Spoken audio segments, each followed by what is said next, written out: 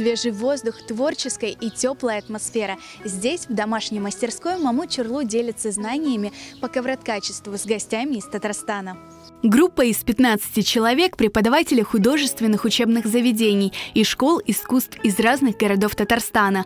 Приехали к крымско-татарскому художнику и искусствоведу Мамуту Чурлу изучить основы ковроткачества.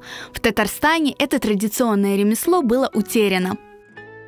В Татарстане такая ситуация, подобная той, которая была, когда мы вернулись в Крым, когда у нас были последние какие-то мастера, которые что-то ткали килимы, и нам нужно было восстанавливать, возрождать это все. Существует 3 стандарта международных для продукции такого вида.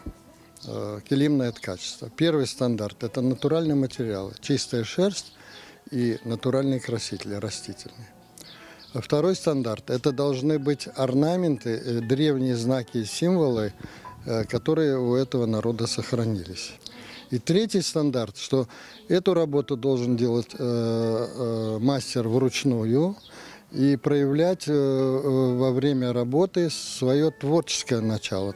Мамут Чурлу читал гостям лекции и проводил практические занятия, рассказывал о языке орнамента и сакральности знаков, обучил окраске нити органическими красками.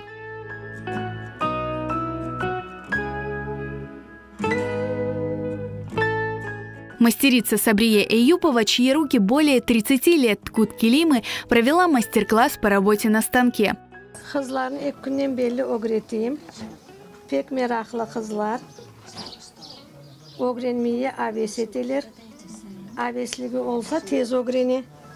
Каждый из участников мастер-класса создал свой эскиз ковра и научился ткать на станке.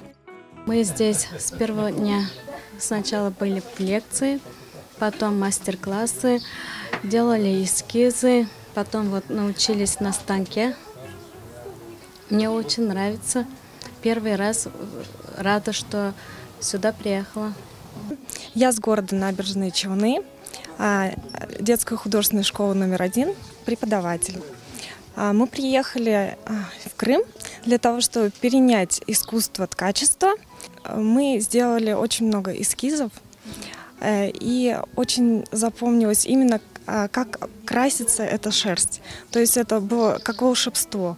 Выходит один цвет, потом превращается в другой, идет такое искусство окраски.